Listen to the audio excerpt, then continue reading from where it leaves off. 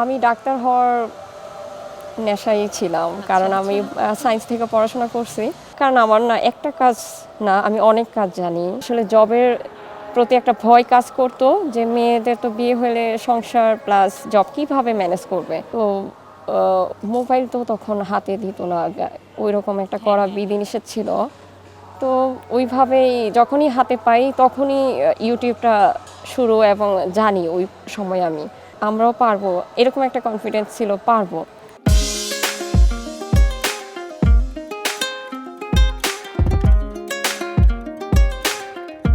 প্রযুক্তির সাথে তাল মিলিয়ে এগিয়ে চলেছেন অনেকেই। সামাজিক যোগাযোগ মাধ্যম ফেসবুক কিংবা ইউটিউব ব্যবহার করে নিজেকে তুলে ধরেছেন ভিন্ন রূপে। তাদেরই একজন মুক্তা আক্তার। এবার শুনবো আরও একজন ইনফ্লুয়েন্সার, মুক্তা আর্ট অ্যান্ড ক্রাফটের স্বত্বাধিকারী মুক্তার উঠে আসার গল্পটা। ফ্যামিলিতে কাকে দেখে আপনি ইন্সপায়ার হলেন? কেন মনে হলো যে ইউটিউবিংয়ে আসা উচিত? সত্যি কথা বলতে কাজের প্রতি নেশাটা আসে আমার বাবার থেকে। কারণ বাবা যখন অফিস থেকে আসতো তখন উনি ছবি আঁকতো বা কখনো কোনো কিছু তৈরি করতো, ছোটোখাটো কিছু বানাইতো। মানে ওনার মধ্যেও এই জিনিসটা ছিল বিধায় আজকে হয়তো আমাদের প্রত্যেকটা ভাই বোনের মধ্যেও জিনিসটা কাজ করে। আমি যেটা সেটা তৈরি করতাম, দেখতাম যে পাশের আন্টি খুব পছন্দ করতো বা আমার ফ্রেন্ডরা অনেক বলতো যে তোমার, মানে ওরা আমাকে দিয়ে অনেক ছবিও আঁকাইতো। তারপরে যখন আমি ক্লাস 9-এ উঠি, দেখা যাচ্ছে আমার অনেক ফ্রেন্ডের প্র্যাকটিক্যাল খাতা আমাকে করে দিতে হয়েছে।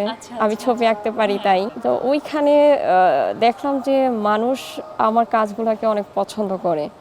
তো এই ভালো লাগা থেকে কাজের প্রতি আরও আগ্রহ বেড়ে যায় এবং কাজটা আরও মজা পাই। তখন দেখা যাচ্ছে যে ওই নেশা থেকেই কাজটা শুরু হয়। তো ইউটিউবটা যেটা বলতেছিলাম যে আসলে জবের প্রতি একটা ভয় কাজ করতো যে মেয়েদের তো বিয়ে হলে সংসার প্লাস জব কিভাবে ম্যানেজ করবে। তো আমি আবার ইজি, মানে লাইফটাকে খুব সহজভাবে এনজয় করতে চাই, যে খুব কঠিন হবে না। তো তখন এই কাজের ফাঁকেই একটা সময় শুনতে পাই, যখন আমি প্রথম মোবাইলে ইউটিউব সম্পর্কে জানি।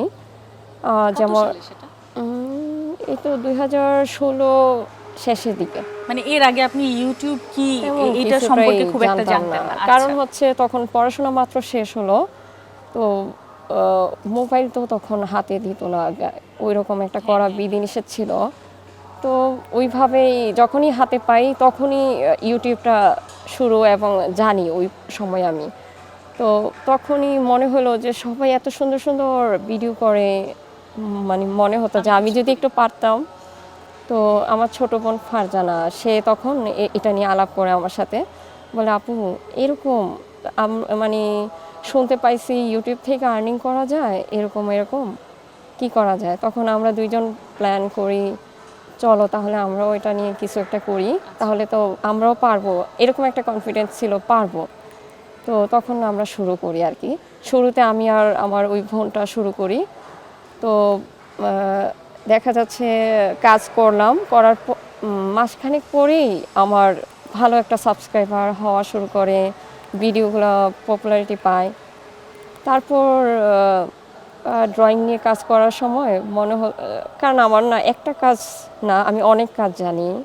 সেটা হয়তো অনেকেই জানে না, আমি ওইভাবে সব কিছু ইয়ে করি না।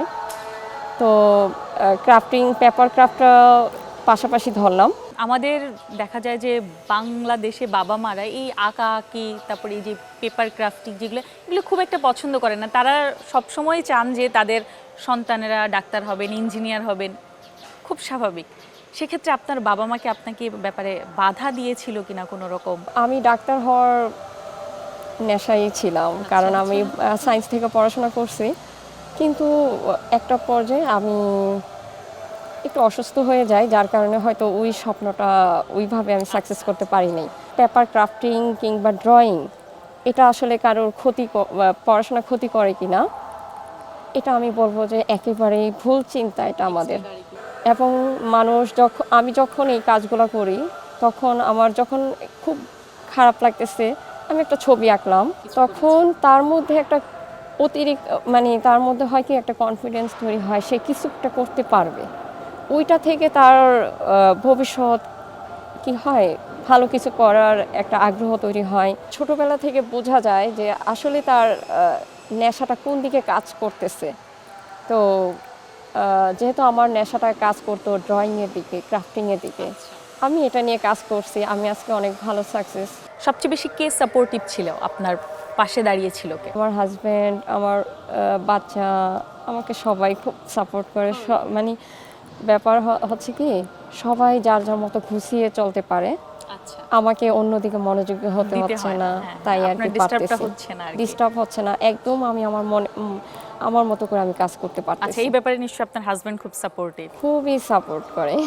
আচ্ছা, আপনি যখন পড়াশোনা প্লাস হচ্ছে সংসার দুইটা মিলে আপনার কি মনে হয় মাঝে মধ্যে, যে হয় না যে বিরক্ত চলে এসেছে, বা হচ্ছে যে না আমার যতই বিরক্ত লাগুক না কেন আমি এটা করেই যাব, কি মনে হয় ওই সময়টাতে?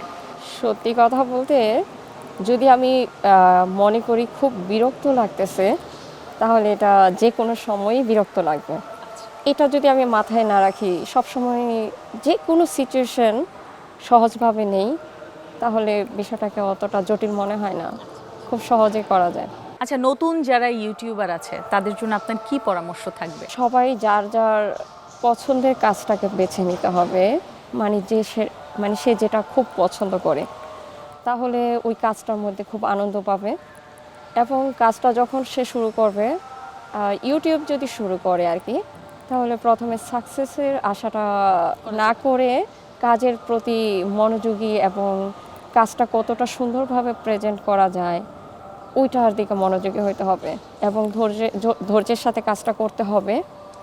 তাহলে দেখা যাবে কি, এই ভিডিওগুলো একটা সময় শুরুতে আসলে সাকসেস হবে না, কারণ পপুলারিটি পাওয়াটা একটু সময়ের ব্যাপার।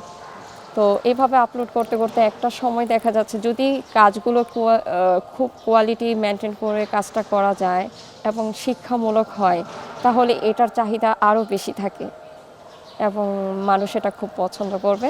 তখন পপুলারিটি খুব দ্রুত হওয়ার চান্স থাকে আর কি। মুক্তার, সর্বশেষ আপনার কাছে একটা প্রশ্ন থাকবে, সেটা হচ্ছে এই যে স্কুলগুলো আছে ছোট ছোট বাচ্চাদের, সেইখানে আপনার যেই আঁকা কি ক্রাফটিং, এটা কি থাকা উচিত কিনা, বা প্রত্যেকটা বাচ্চার মধ্যে এটা দিয়ে দেওয়া উচিত কিনা, আপনার কি মনে হয়? আপনি হলে কি করতেন বা কি বলবেন এই বিষয়ে? আমার অভিজ্ঞতায় যেটা মনে হয়, অবশ্যই থাকা উচিত। এটা ব্রেন ডেভেলপ করতে সাহায্য করে। সত্যি কথা বলতে, এটা আসলেই সবার থাকা উচিত। অতটা সহজ নয় যতটা সহজ তুমি ভাবো। এত সহজে হয় না কিছু, হয়ে যায়নি কখনো, আবার কঠিনও না। মুক্তার মুক্তঝরা হাসিতেও যেন সেই অনুভূতির সুখ। শ্রমই দিতে পারে মুক্তি, শ্রমই হোক এগিয়ে যাবার যুক্তি।